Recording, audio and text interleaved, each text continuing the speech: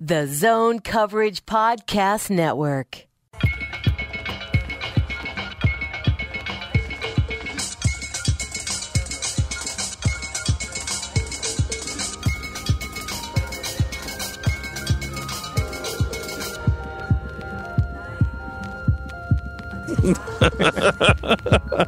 YOLO. Oh, God. The millennial. This is recording right now. This pod is turned. Wolves wired? Wolves weird. Wolves weird. It's weird because the chair next to me is empty.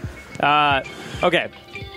Anyway. That was an update from ESPN. Yeah, it was really an update interested from in this ESPN. pod. Breaking, Dane Moore, not present for Wolves Wired. I'm Tim Faklis, and I'm here with Tom Schreier and David Naylor. Dane Moore is on his way. He was doing the NBA Full Court pod. He does it, I think, every week or close to every week. He contributes there a lot. He's on his way, so he's going to pod partway through, but we got to keep to a relatively tight schedule. So Soccer pod is next. Tim, is Tim on? Do you think we should bring Tim on the soccer pod because he's here? Stick around. I think it's the week. It's the time. remember that liquor store we were talking about? I might need to stop over there before we do that. That might improve the quality of that podcast this week. If you let me go get beer, I'm in. Now we're watching the end of what is this? Wizards Raptors. Yeah, it looks like the Wizards are probably going to pull away from this one. So what you're saying is there's a possibility for the 8 seed to win both of their home games and tie a series up at 2-2. And you know why it's possible for both teams to do it? Because in Game 3... Oh! Sorry, I was late. Tom just burped. The Timberwolves beat the Houston Rockets in, I would say, of all the series in the playoffs this year, I think the Wolves and the Rockets were probably considered the least likely or the least likely for the bottom seed to win a game, I think. Completely. And not only that, but it was this. We'll get to game one in a second. I got a hot grenade I'm about to pull the pin on with game one. However, I will address game two first. Game one? Yes. I'll drop a huge grenade here, but that's in a second. For right now, Does it game smell two. like roses? It does not smell like roses, although he did have a role, obviously, as people may remember in game one. But game two seemed to bury the hatchet, right? It was like, this is how the Rockets play. Tibbs isn't going to adjust. He's too stubborn. The Wolves are devastated. This is a 4-game series. People are getting bummed out in the first home game at Target Center in 14 years. And instead, it probably couldn't have been scripted better, at least in terms of in a vacuum one game. Yeah, and Dane, who's not here to talk about it, was I'm sorry. He wrote a really good piece about how Tom Thibodeau really coached his best game of the year, and I think his substitution patterns were really smart. There really wasn't a point in the game where Butler or Towns weren't on the floor, and I think you can throw Wiggins in there because Wiggins, David and you and I talked about it before the playoff Wiggins. Yeah, playoff Wiggins is real. It's real. He was great. He shot 7 of 11 for 20 points, 5 boards, 5 assists. Went 4 of 6 rather from deep. Still can't make free throws for some reason.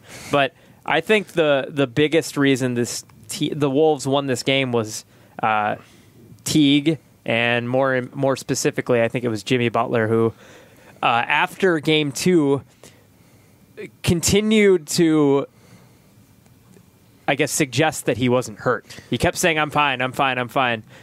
Maybe I need to be more assertive, or I don't remember the exact phrasing, but essentially he was suggesting, I guess I could throw a few more shots up if that helps the team. And then in Game 3, he took 19 shots, had 28 points, 7 boards, 5 assists. I mean, he hit shots early, he hit shots in the middle of the game, but he hit a bunch of shots late. I think he and Teague sort of had this calm about them for when it was like a 9-point game, 8-point game, something like that. It felt like the Rockets were still within striking distance, and Teague and Butler really put the game away. Rose also, you mentioned it. Rose was really good in this game too. I mean, he's kind of been their middle quarter spark guy. Even in the 3-point game they lost, the only reason that they were in it was because Rose was attacking the glass. The Rockets aren't a very good team at defending the interior. They gave up the 3rd most points in the paint during the regular season. Rose took advantage of that, and he did it again in Game 2. And he hit the dagger. He hit a 3-point dagger in the 4th quarter in Game 3. Before we get to Mr. Polarization, Derrick Rose, I think the Wiggins thing should not surprise us. He has performed. I know it's always Toronto and Cleveland. It's kind of become a goofy little thing. But going back to Flip's phrase, we're a popcorn player. a popcorn player would play well in the playoffs, and Andrew Wiggins has. I guess what is your level of surprise, and then kind of are you guys a little bit shocked that it seems like kind of Wolves Twitter, Wolves universe is kind of surprised by Andrew Wiggins? I called this. You did. Naylor called this and called the Indiana over Cleveland. Like, you're having a great playoffs. Yeah. I don't know about the regular season. We'll just not talk about very much. You're having a good playoffs. But no, it was. I remember I was talking about this in the pod probably 10 days before the end of the regular season. It's like we know what Andrew Wiggins is. We know that this is a thing that he does. Whether or not it's good is up for debate. But the possibility that he performs at a higher level in the playoffs is a very, very real possibility, and it has played out in that way. We said on Friday's pod that he's been the Wolves' best player in the playoffs. I think that is still true after this game. He had an outstanding game and was a very important part of this, really, looking at the, up and down of the point differential of the game. Yeah. The Wolves had control the entire second half. Mm-hmm. Dropped down to 9 points once, which Tim mentioned earlier. And then as soon as it dropped down, it was Harden had an and one play. And then Teague hits an and one, Butler 3, Teague 3, back to 18. Yeah. And it was over. Exactly. And so that's just I don't think people should be as surprised as they seem to be by it. And part of it is because Wiggins' reputation has dropped so low, not necessarily among Wolves people, but nationally. Yeah. No one expected this, but this has been who he's been since high school. You know how LeBron is no more cell phones, no more social media in the playoffs. Everybody wear the same suits. Wiggins is no more Fortnite. It's made all the difference. I don't know if that's true. I don't even know if that's true. I don't want to say that. Yeah, but no, I guess I'm not surprised he's doing well, and I think in some ways Jeff Teague had to do well because Ricky Rubio is. I know this is making you sad, Tim. I see your heart. It's not making me sad. I was going to say, okay, well, can I answer your Wiggins question first? Yeah, go ahead. That's interesting. Yeah. I was surprised at how consistent he was, if only because I had no idea what he was going to do. Because we've talked about it since, the inception of Wolves Wired. Wiggins is very hard to read, and part of that is just his personality. At practice today, Karl-Anthony Towns was saying how, some people are just built differently. His team has always contended, no, he has this fire within him. It's just he portrays it in a different way. But then on the court, it's hard to tell. And some of his worst games, he hasn't really looked like he had that fire in him at all. So, but at the same time, national TV games against Toronto when he goes home, games against Cleveland, the bigger games, the bigger market games that matter more to him, he's stepped up. So maybe he sees the playoffs as another one of those things. Maybe he's convinced himself that he's playing the Cavs in the first round. I don't know what it is, but it seems like he's just good at rising to the occasion, and it's been absolutely necessary so far. Exactly. Can I go back to Teague real quick? Yeah, no, let's go. Yeah, I think the Wiggins thing is cool, and people are going to have their impressions of him, but it's kind of not surprising, I guess, to us. With Jeff Teague, I know the Rubio-Teague comparison is worn, but people are talking about it because Ricky Rubio... No? There's two sides to it, right? On one hand, it's easing the pain of Ricky Rubio just dismantling Russell Westbrook, which is hilarious for totally different reasons. It was the way the timeline set up. I thought was really interesting because watching from my perspective, which was a lot of Twitter last night, it was everybody being floored by how good Jeff Teague had been in the Wolves game. Yeah. And then there's this trickle of information from the late game, which is Jazz Thunder, that Ricky Rubio has 19, 7, and 7 in the first half. At halftime. Yeah. Finishes the game with a 26-point triple-double and carries the Jazz to a win. One of my favorite Ricky Rubio stories I heard on a podcast, I think it was the Talk Hoops podcast with Zach Harper, or he was guesting on, it was a Zach Harper story.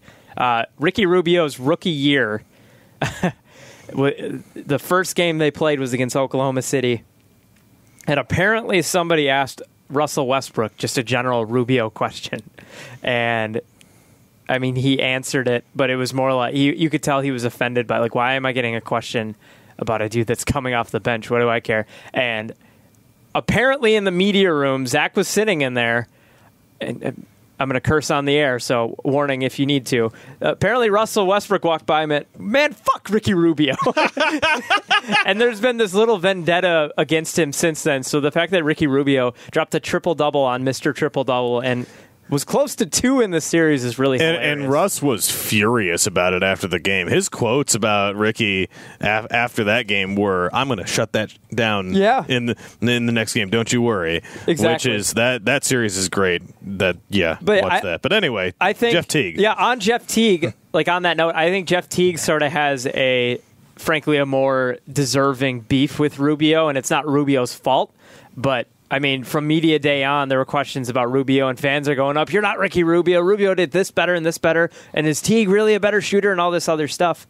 So for Teague to have that big of a contribution in a playoff game, the first home playoff game of the year, how many fans did he win over? I think that was huge. They won over one. At least you guys on Twitter said that there was one guy cheering on Jeff Teague specifically. yeah, it wasn't you. Yeah, it was not me. Just to clear the air. But I think the other thing is Tibbs. Obviously, I think a lot of the ire of the fan base, and this is obviously 14 years of resentment, tuned in on one guy. But it has been on Tibbs, obviously the GM or whatever, the president and coach role. It seems like the thing with Teague was that he had played in a ton of playoff games. He had wanted to be here, and he was here because there was some thought that Rubio could be exploited in the playoffs. Is this kind of the guy you thought Teague would be in the playoffs, or why he's here? Yeah. I'm actually writing about that for Monday morning. It just generally speaking, I think Teague. I mean, it's kind of common knowledge to people that have really gotten plugged into Teague this year, but he hasn't missed the playoffs once in his career. And when you're up 10 against a team like Houston late, I feel like that playoff experience is a very real thing. Like last pod, we were talking about the value of playoff experience. The end of that game, to me, was playoff experience just kind of like showing itself at the end of a game. The way that he was able to keep his cool when an all-time great point guard defender, Chris Paul, is guarding him. Like Jeff Teague has outplayed Chris Paul in 2 of these 3 games, and I don't think that's a coincidence. Like obviously Chris Paul is an objectively much better player, future Hall of Famer, but the fact that Teague has held his own, I don't think is just a stroke of luck.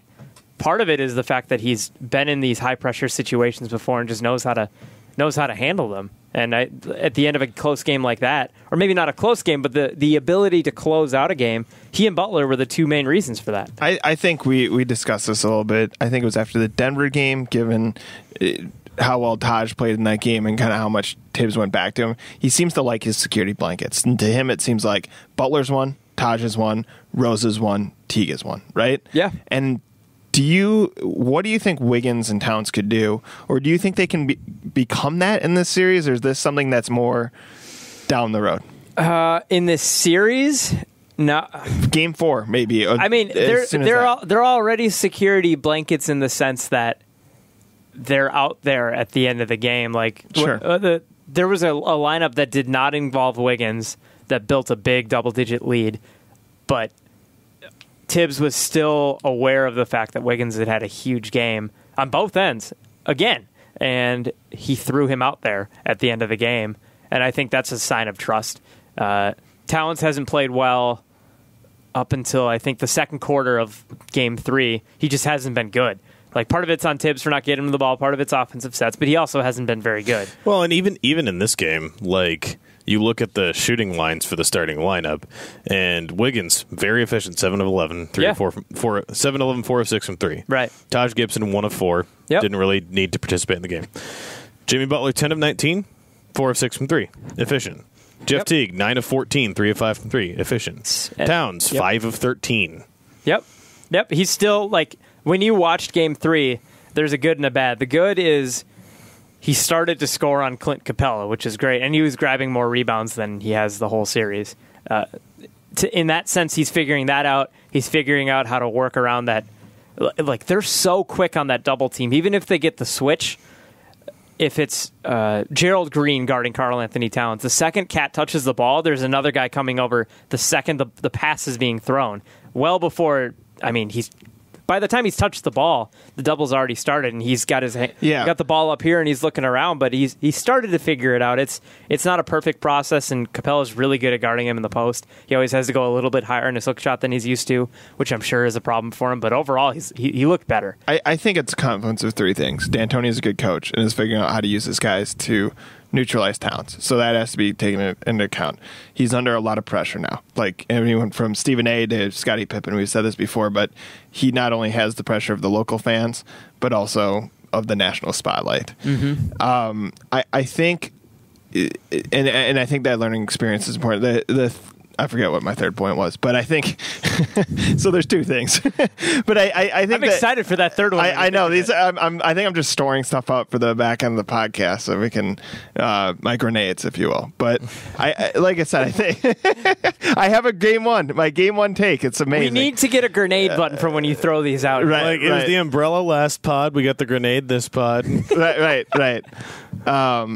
But yeah, I still am pretty certain that he's going to become kind of like what Rose and Taj and Butler will be one day. Like he'll become a reliable playoff player, and I just hope that people aren't going to rush to conclusions. Well, they have to be too, don't they? I mean, Wiggins already is making the max. Thank goodness he's not looking like a max player. Like he's not the guy that Tibbs goes to down the stretch, but he was efficient and he scored 20 points and he played good defense. And he was rebounding, and he was getting assists. Like, he was doing everything he needed to do, given his role.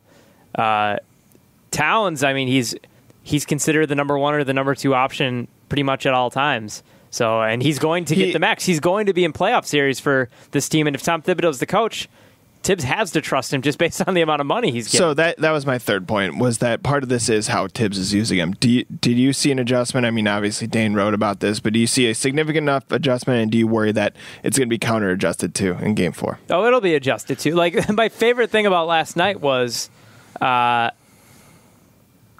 after the game, D'Antoni was essentially like, "Yeah, we're frustrated, but we'll make a couple adjustments and we'll play Game 4." Like he seems so laissez-faire about everything. Well, I don't think he's worried about this series. The interesting thing, looking at numbers from this game, just at like raw numbers, not even advanced stuff, is stuff was pretty close for a game that ended with a 14-point differential. Except for the fact that the Timberwolves had 11 more assists than the Rockets did, 29-18, which is not something that they've been outstanding at for a lot of this year. And you see it pop out, especially in Wiggins' stat line, where we typically don't expect that many assists coming out of him, but he had 5 assists on the night. You had 3 from Towns, 5 from Butler, 8 from Teague, 2 from Jeng and Bielitsa, and Jeng and Crawford and Rose. So that's not necessarily a thing that the Rockets can adjust to. If the Timberwolves are moving the ball and playing smartly around that, that's another thing. What the Rockets will probably look at to adjust is the thing that doesn't usually match, which is that both teams made 15 3-pointers. Yeah. The Rockets had more attempts. Timberwolves shot 56% from 3 on the night. That's the key difference, is how often are the Rockets and the Timberwolves going to shoot the same number of threes, and B, the Wolves are going to shoot 56% from 3 throughout an entire game with this crew. Can you see it like in the stats? How many of those threes were like at the end of the game when the crowd's going nuts and everyone just seemed to be like almost in kind of super power mode, where like you're like where I went deaf. It just got stupid. Like, I mean, you guys were at I do want to talk about the crowd a little bit, but you guys were at the game. I was at the Loop Bar in Minneapolis, and I was just like, it's crazy in here, and people just it was beyond belief. Like, I kind of was like, what am I watching right now? Where anyone who's pulling up looks like they're going to make a shot. It's almost like everyone was kind of hot Crawford, basically. You know what I mean? Like kind of the crazy Crawford that knocks down shots. I'd be interested to go back through the play-by-play and see how that shook out, because that's one of those things. Like you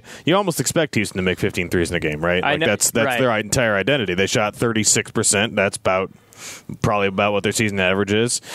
Minnesota making 15 threes in the game, I think they've only done that 2 or 3 times this season at all. It just doesn't happen. They do have the record. They do most threes in a game. Combined, not individually. Got to specify that. Yeah, but I don't want to talk about that. That's fine.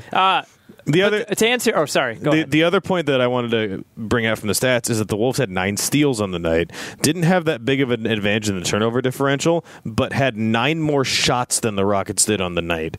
And when all of the other scoring categories were almost exactly the same number of threes, same number of free throws, the fact the Wolves took 9 more shots, made 8 more shots, that's your entire differential. So those additional possessions that they created through one advantage in the offensive rebounds and the advantages they got in the steals, which is you see it from Jimmy, you see it from Jeff Teague, you see it from Tyus Jones when he's in there getting his hands in passing lanes. Like, that is the thing that's been this team's identity for the entire year. That was the thing, even more than the out-of-the-ordinary three-point shooting. They have to rely on not the traditional thought of NBA defense, but their ability to create turnovers and create fast break opportunities off of that, I think, is a huge key for them to stay involved in a series. Just have those extra shots, have extra possessions on the Rockets. Yeah, that sounds exactly right. I wanted to go back to your question, though, about, because I never really answered it, about whether D'Antoni adjusted mid-game to Cat. It felt like they came with fewer doubles in the second, but I also don't think... I would need to go back and look for sure, and maybe Dane has more insight when he gets here, but it felt like they were trying pretty desperately to get Cat more touches deep in the post. And if Clint Capella was really good about pushing Karl out away from the basket. He's done it the entire series, but they were still kind of going to him anyway. Towards the end of the second half, or really the third quarter, they really, if I recall, and again, I would need to go check, but it felt like they stopped going to that unless Karl was like right at the basket. And at that point, he would just kind of turn and go over him. He also hit a 3. But overall, if I'm Mike D'Antoni, I keep doing exactly what I'm doing. Because, like David, like you said, Karl shot 5 of 13, and that was by far his best game of the year. And he's been marked all year as a guy that... Best game of the playoffs, to be clear, right? Yeah. Did I say of the year? Yeah. Yes, you did. Of the playoffs, yeah. Of the playoffs. But all year, he's been kind of marked as an efficient shooter, a guy that can get like 24 points on 10 shots. Like, he did that a bunch of times this year. He hasn't been able to do that against the Rockets. So if I'm Mike D'Antoni, maybe a couple slight adjustments to halt what he did in the second half, but overall, I'm not changing anything. Wanted to ask about the crowd. I mean, it's been 14 years. There's a lot of people. I understand a lot of people are coming in just because they're in the playoffs, but there's a lot of people who are. I mean, there had to be 11,000 people at each game or whatever. That was a season ticket base through the lean years. And you just look throughout the city, you start to see more Timberwolves jerseys, shirts, kind of a fun mix of new and old, players. What was it like covering the game? It was loud. Like, I remember when Kevin Garnett returned and they played Washington, I remember that being exceptionally loud. It was louder than that. But it was a different kind of loud in that, I mean, when the game got going and when it got close, I'll compare it to like when we were in Houston. Dane's here! I'll compare it to like when we were in Houston. It's weird!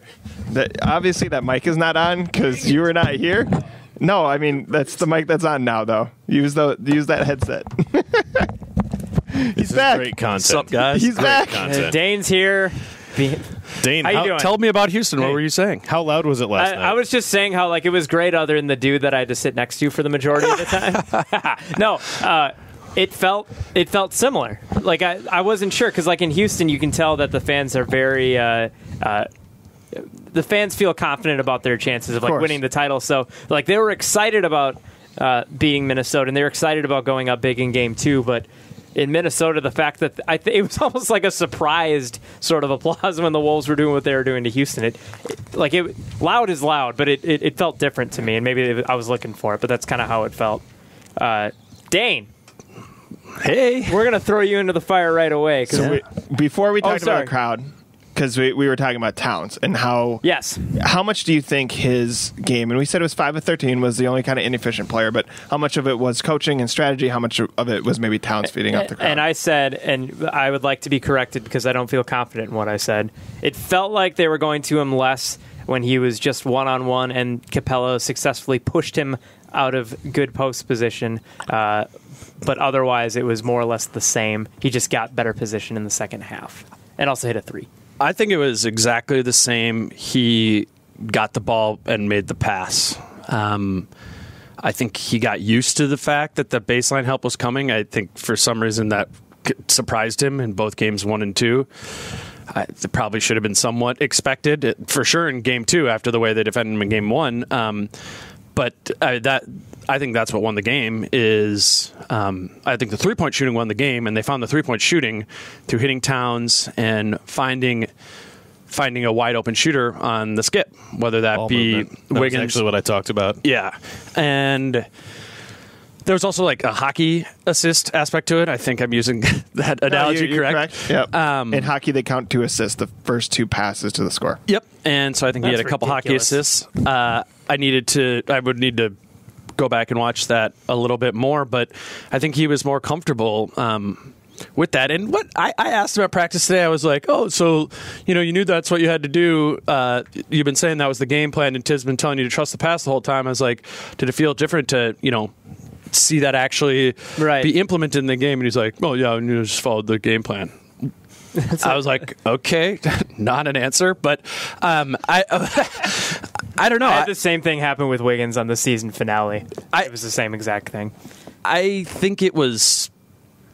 I would imagine that actually acting out the trusting the pass, finding the skip, as the player would breed some confidence, and they found that early and often. And rather than Tibbs just saying, "Okay, when the double comes from the baseline, you need to skip it out to the other player," he actually did that. Dane Tibbs is my favorite. He did. Tibbs. Dane Tibbs smokes a lot of cigarettes, I think. Dane Tomato. Yeah. But yeah, that I really do think that's what opened it up. And obviously, if you're going to shoot 15 for 27, you're going to be able to handle just about David's just dying. about anything. But yeah, Towns is good, but so long as they're switching everything and doubling, we're not going to see a game where Karl-Anthony Towns shoots 20 shots. It's just not possible given the pace that the Wolves play at. To find Towns and to find him frequently, they would need to really run the floor and hit him in transition, or hit him before Houston's defense set. But we know, with Jeff Teague at the point, he could say we need to push pace. He's one of the slowest guys in the league at bringing the ball up the floor, and it's not like Jimmy Butler when he has the ball is much faster either. No, Tyus is, but he plays like 7 minutes a game.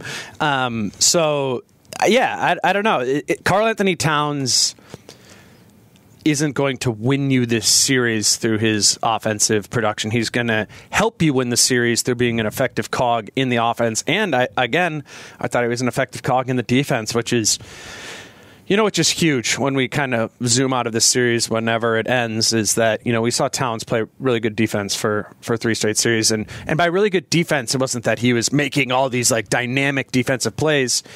He wasn't screwing up. And that's huge. That's huge, because that is what killed him during the regular season is largely that over pursuit or being too late to his drop. And in pick and roll, we're talking about split seconds here. That's particularly against Houston. I remember when we watched the Wolves lose to Philly. I think they got smacked, destroyed by Philly. It was afterwards. And one thing that we talked about, and we were comparing Cat and Embiid, is Embiid's obviously this dominant interior defensive player, but part of the reason he's so good is he uses his size, and Towns doesn't have the size of Embiid, but he's a big dude himself. Embiid just gets to the right place, and part of post defense is just getting to the right place and being there and getting your hands up. And Towns hasn't been particularly good at that because he either overcommits on one thing or he just loses his man and makes a bad decision. He didn't do that in Game 3. I don't think he's done it. I think he's done it every game. Sure. Games 1 through 3. I really do think maybe part of it, and I haven't really thought about this till now, is that how slow Houston plays.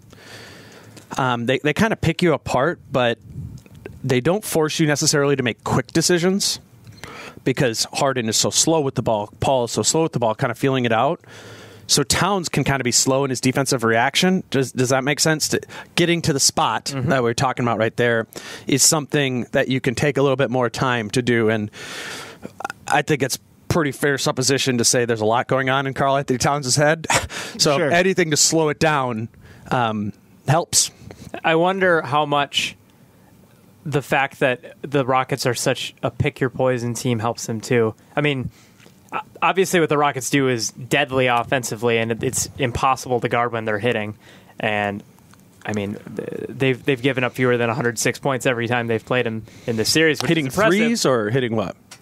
Well, I'll explain. So basically, Towns' job against the Rockets is to make sure Capella doesn't get an easy dunk, and if Harden or Paul are going to the basket to try to stop them from, or do what he can to stop them from scoring. I wonder if that being his job and that being pretty set and playing them for 3 games and then playing them throughout 4 games, I wonder if it's simpler for a post defender than it might be, say, for a perimeter defender than a Jeff Teague or Jimmy Butler. I'm not saying that they've played poorly on the perimeter shooting, but I wonder if that's an easier job than it is for the perimeter guys when you're playing a team like Houston. I think what's weird against Houston is Clint Capella isn't really his job, because when you're dealing with the pick and roll, his job is to slow the ball handler. Right.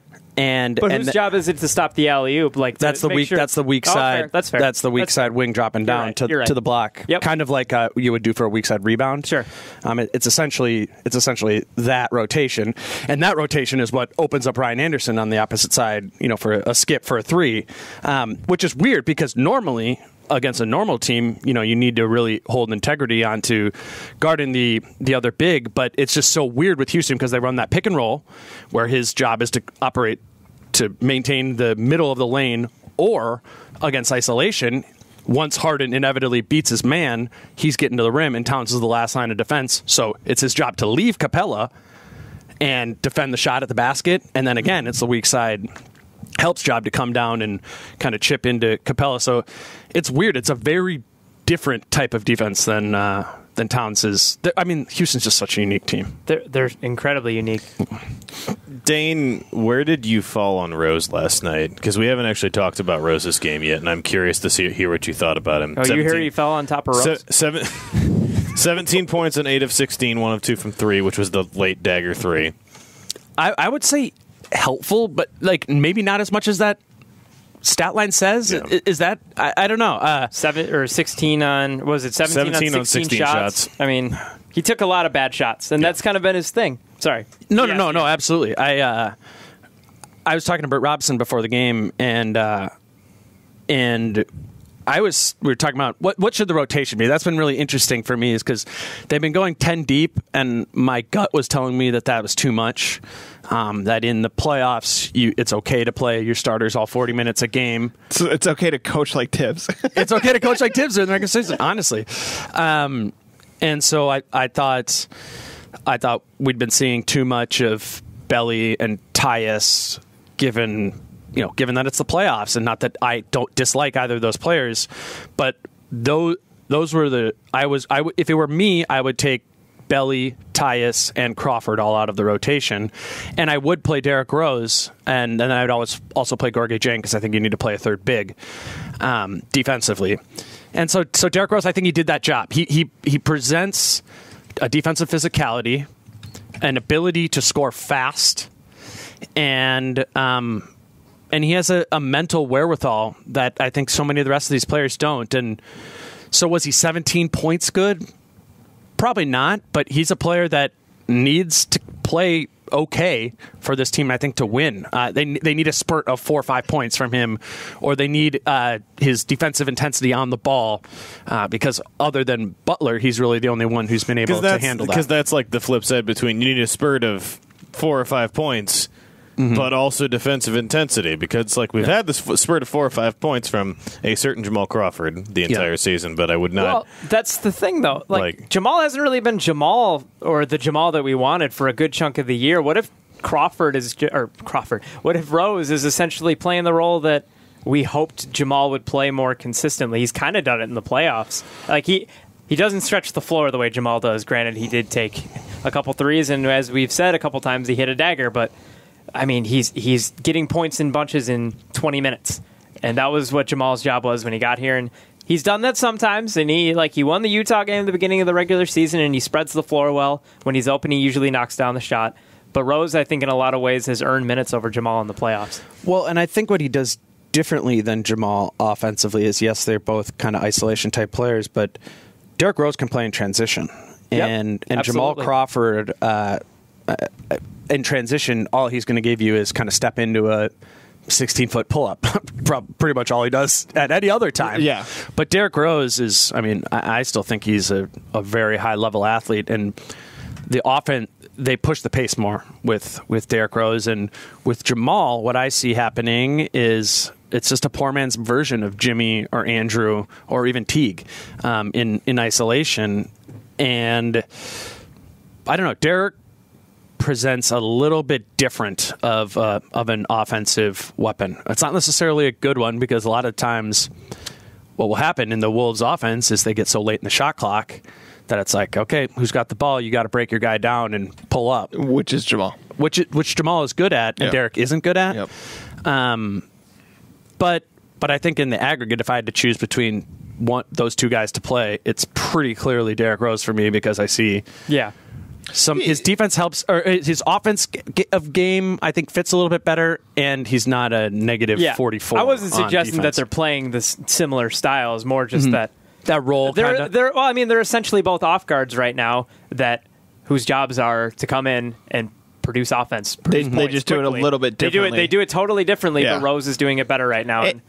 And bringing energy. And this should not surprise. I mean, he has the playoff experience. He's 29 now, kind of an old 29 His because of the knees injuries. are 63. Right, and that's fair. But it just, we had talked about before, you kind of want to attack Houston at the rim, a fast guy who kind of knows when to do that. And he seems willing. I was kind of curious when the playoffs came around, did he want to make this the Derrick Rose redemption tour, or did he want to fit within a system? And it seems like he's willing to give up the ball, or certain situations where he knows Butler's the guy now and he's not. You know what play really stood out to me? It happened in Houston, and I think Yumi and Jace Frederick talked about it.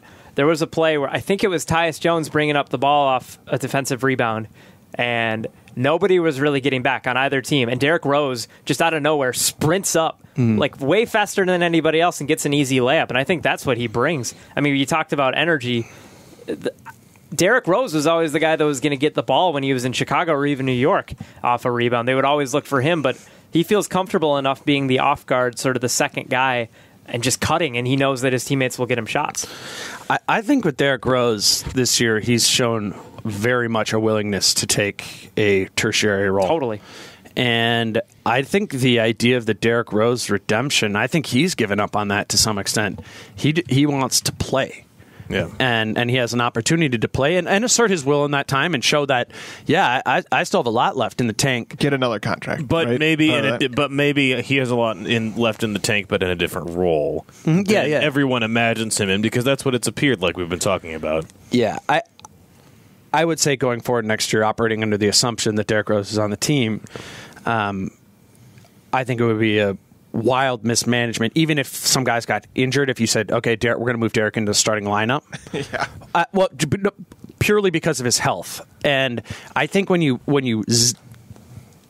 squeeze his minutes into down to 15, I think that's when you're going to get the most out of Derrick Rose, especially over an 82-game season, right? Like, because that's the question. Is they signed him 3 weeks ago, or I don't remember when a month or so ago into the regular season. So we've seen end of February. So like the last 6 weeks of the regular season plus now 3 playoff games. Yeah, we don't necessarily know what his physical holdup's going to look like over 82 games plus assumed playoff games next year. So he's probably still going to have to be managed to some extent like that, with minutes, with maybe not playing as much on back-to-backs. Do you guys see any physical limitations as you watch him play? Like, if you can delete the knowledge you have of his vast injury history, do you watch Derrick Rose play and say, this looks like a guy who has knee problems or anything like that? No, although go ahead. Well, I mean, the only time I think he's blocked at the rim a lot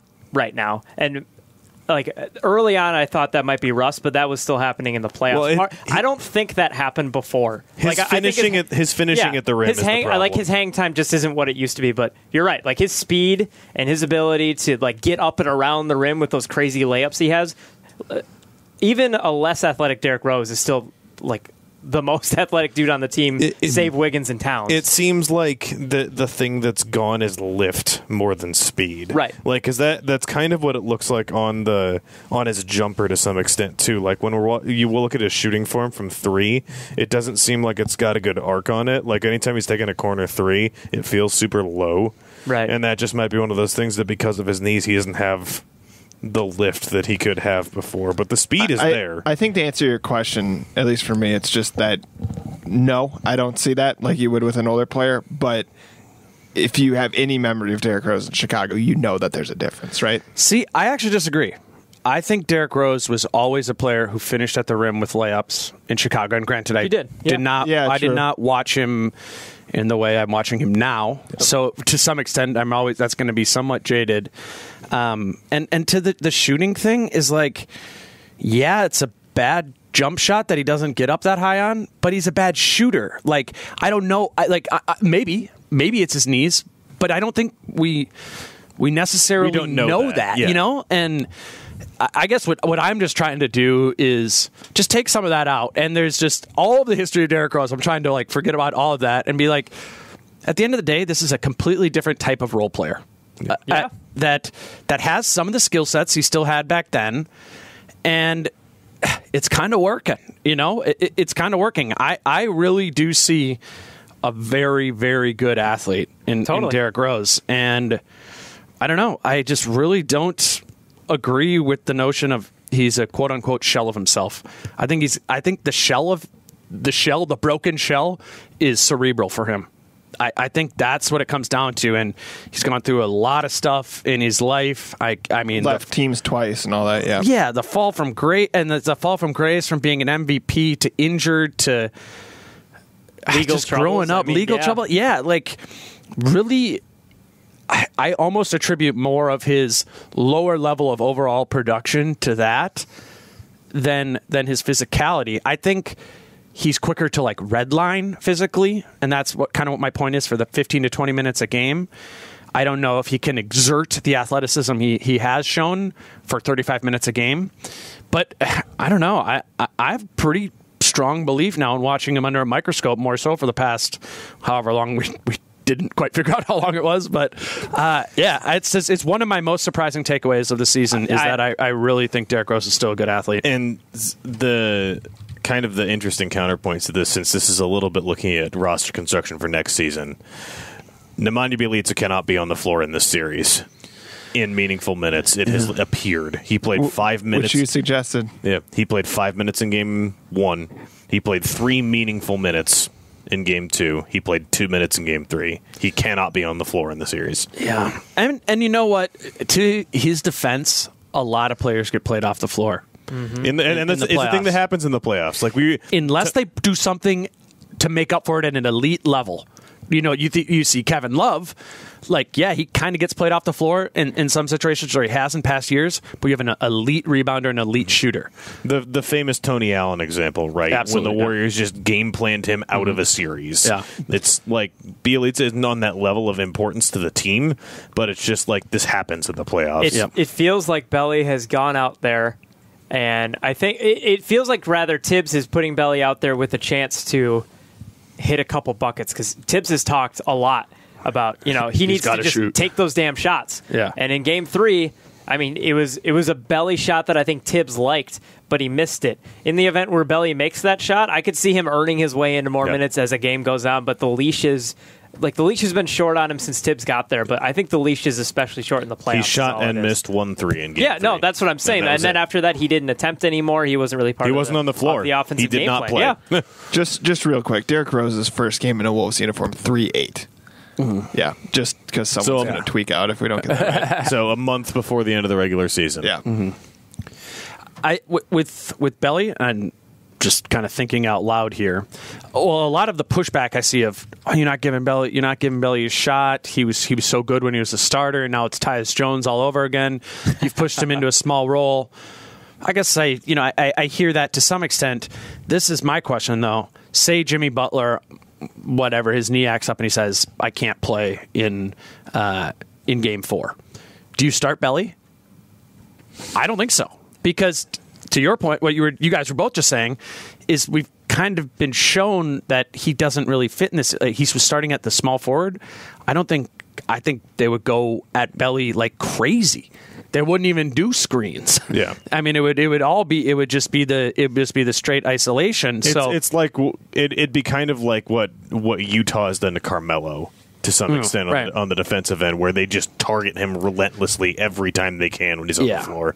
And it's not to say that, I mean, I know we all like Belly and think he's a serviceable role player and has definitely shown the ability to be a well over 40% 3-point shooter. So that's great.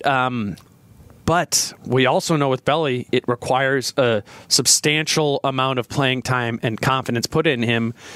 And when the role is going to be small in the playoffs, like even the maximum of his role with a healthy Butler is like 15 minutes a game, and I just don't know if that's enough for Belly to be a contributor. And it's like that goes back to the Rose next year question of Bjelica being a free agent moving into the next season. There were questions about what his contract value was going to be before the playoffs because he had been so good in the role that he had been in. Yeah. So that, like, now that he's been in this situation on that higher stage, I think that makes the discussion around what he gets, who tries to go after him, even more interesting. Super interesting. Because it's like, is a team going to be like, we want to see what you do 30 minutes a night every night starting? Like some team that's planning on probably a team that's planning on tanking next year, just take a flyer on and be like, we will start Orlando, you like an Orlando or a Phoenix. We will start you at the 3 every night. We will get your confidence up. We will let you shoot as much as you need to because we want to see what you can do. Yeah. And if that comes into the conversation, he doesn't resign. Yeah. Yeah. I mean, I think you can make the case that maybe this roster makeup, or rather maybe just Tibbs' coaching style, however you want to phrase it, isn't right for Belly in a prominent role. Or at the very least, you have Wiggins, you have Butler. He's never going to have a prominent role on this team. I could totally see, with that said, him going to an Orlando or a Brooklyn or anyone like that and doing pretty well. Like I could see him starting at the 3 or the 4 and shooting efficiently and making plays off the dribble and doing everything we've talked about rather consistently. Just on a team like this, maybe it's just not right. I don't know. And it's the timing might not be right, exactly. too. Because if this Bjelica in the role that we've now seen him in had happened to the Timberwolves 2 years ago, he would have gotten every opportunity in the world to get his reps in, to do what he needed to do to develop his game. It just feels like he needs the time somewhere else to get those minutes in, to develop that confidence on the NBA level. It's going to be the team that signs him has to be a team with cap space because he's a restricted free agent, which a lot of the teams that we mentioned are like Orlando and Brooklyn, like the crappy teams in the league. I think Belly would want to play on a contender because he's going to be 30 years old and not that much career left. Sure. A spot is a contender and also have cap space is Philadelphia. I would really like Belly in Philadelphia, kind of in the like Ilyasova role there, playing with LeBron. Yeah. They're two big free agent signings. Trust the process, Belly and Braun. The flip side of it is, does he take a 1-year deal on a tanking team just to play himself into the market? The thing is, I bet if he gets a 1-year deal, the Wolves match it. That's true. That's a good point. Why not? Yeah. What else you get? Counterpoint to him wanting to go to a contender. What if he just wants to play a lot, play and start after 2 years of being on a short leash with Tom Thibodeau? What if he just wants to go to an Orlando and ball? I mean, I see both sides, and I could totally see him wanting to go to a Philly or whatever have you. But I could also see him just wanting to get out and get some money and get some minutes. The whole European angle makes me think that he won't do that, and I don't know. You know what I'm saying? Yeah, it's that's totally fair. I feel like he would totally be like, "Oh, San Antonio, yeah, like ball movement, perfect." Like, what about when Kirilenko came here? Yeah, I mean, I'm just throwing it out there. But how many? I guess how many examples of that are there? Oh, what if he just wants to live somewhere warm, and so he just goes to Phoenix? Maybe. Not another question. It's a consideration for NBA players too. He was out shoveling his driveway last week, and man, I did not want to come back to Minneapolis. Man, I kind of don't want to. It's nice out now, though. It's beautiful now.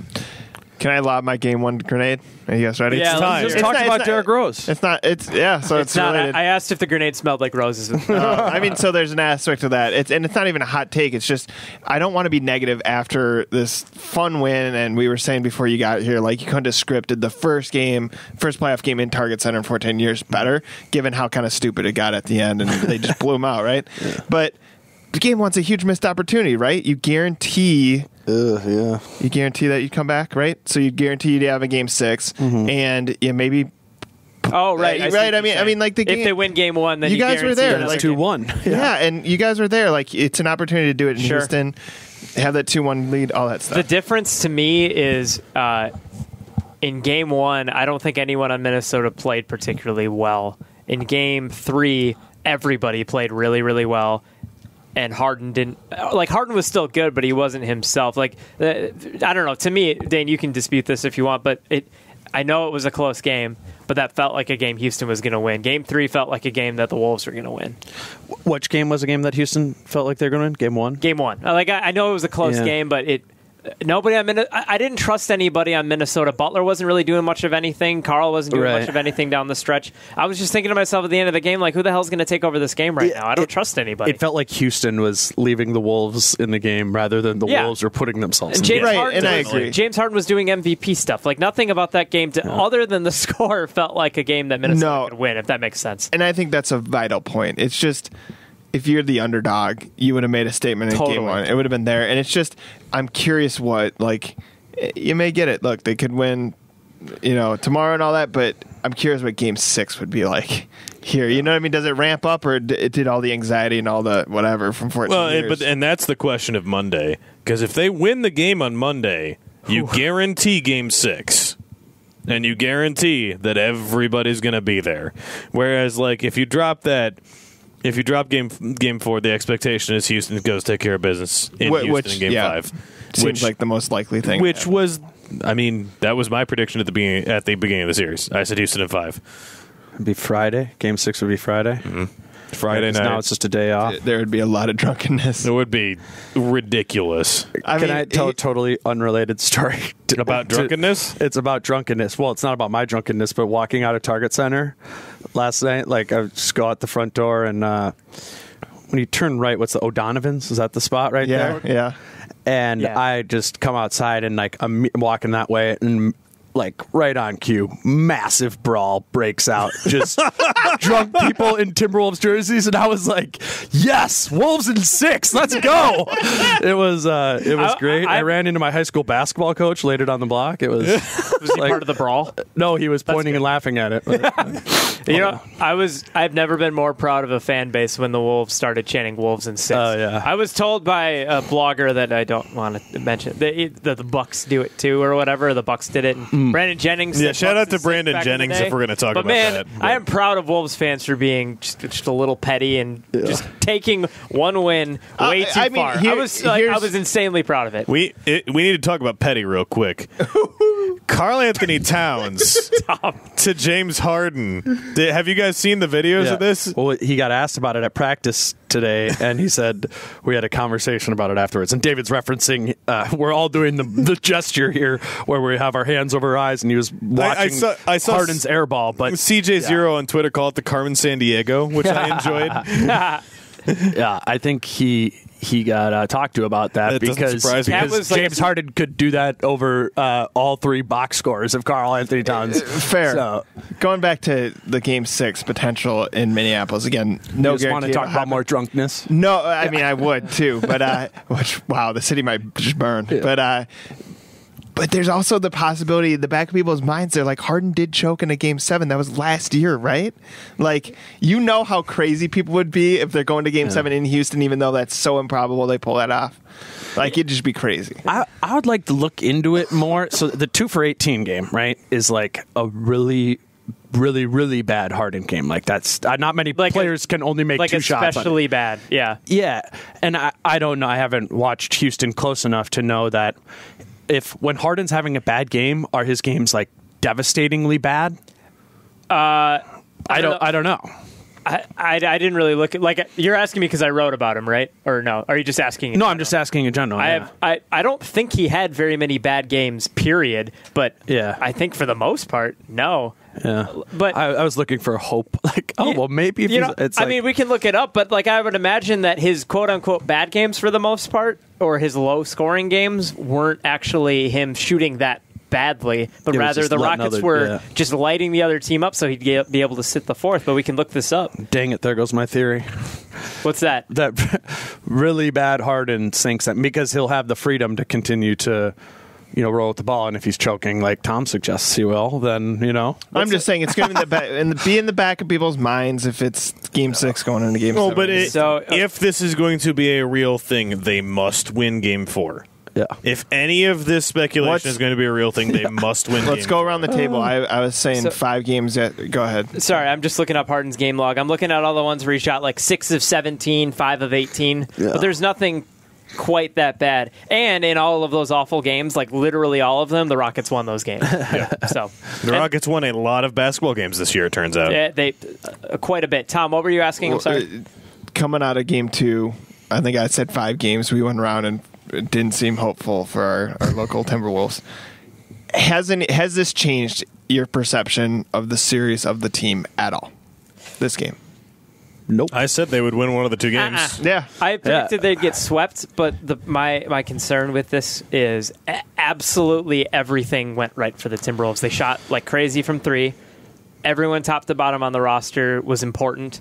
And James Harden and Chris Paul shot pretty well, but James Harden and Chris Paul weren't dominant.